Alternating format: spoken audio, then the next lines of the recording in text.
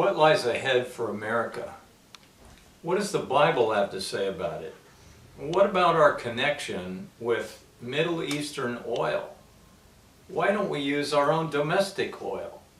Because it's 10,000 feet down. It's much cheaper to import it from Saudi. So that's what we do. We import it from the Middle East. Well, so what? What about it? How's that going to affect America? Well, our entire economy runs on oil. That's a problem. Why is that a problem? And what can we do about it? What if the whole thing tanks the American economy? Let's go to the map and take a look. Here's the Middle East right here. This is Saudi Arabia. That red spot right there is Iraq. Syria is over here, then Turkey. Israel's there. Iran's this big purple job. Yemen is at the bottom, Oman, and so forth. There are two straits that we need to be concerned with. One is the Strait of Hormuz. It is controlled by the Shiite Iran. That's a problem. They hate America and they hate Saudi Arabia. We have Yemen down there, which I predict to be probably one of the next hot spots. It's got another strait down there where oil comes through down the Red Sea Strait. And then we've got the Persian Gulf in there. That's where the majority of the oil is coming out of, right there. 90% of the world's imported oil or exported oil comes through that Strait of Hormuz. Problem. The Shiites and the Sunnis do not get along. The Shiites are Iran and the Sunnis are Saudi Arabia. What's in the middle? Iraq. Now, Iran has a direct link to Russia. Moscow and Tehran are connected with roads and a railroad onto which they can haul nuclear weapons. They're going to protect their interests. Russia will protect their Iranian oil interests. You can bank on that one. And you can also bank on the United States getting its oil out of Saudi Arabia. They're going to protect their oil interests. And who's in the middle? Iraq. Well, whose is that? Well, the three largest, most sophisticated, and newest oil refineries are in Iraq. And who owns and operates those? China. Another nuclear power. So we've got Russia, China, the United States, and then little tiny Israel is that little sliver. You probably can't see it, but it's a little sliver there. It's only got 8,600 square miles. About 1/3 the size of Florida. And anyway, it's a nuclear power as well. Now we've got 4 nuclear powers in that one little area. This is the most dangerous spot on the planet because of that. All that oil there. Every economy around the globe depends on that oil. Now, what happens if they nuke it out? Well, we got a major problem there. We've got so much oil, so many refineries, so many oil wells there. If they fight it out with nuclear weapons, we're going to have one terrible fire that could last for 150 years without being put out by any known man-made way. We've got all these armies around there. If they tried to put out that fire, they couldn't get within 5 miles of that fire because it would be so hot. That's a problem. You talk about global warming. Down here is Antarctica.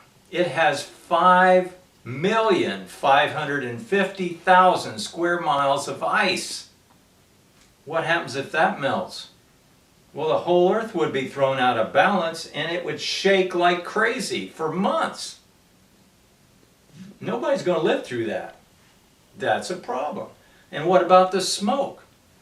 You've got smoke that's going to travel all the way around the world as it turns, and we can't put that fire out. More and more smoke gets in there every single day. That's a problem. Why? Because it's going to block sunlight. That's a problem because we all depend on the sun for our crops, for food, for weather, for rain, for drinking water, for fresh air. We can't get air if the ocean doesn't produce oxygen. That's a problem.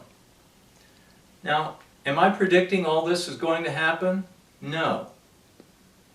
Actually, I am reading Matthew 24, verse 29.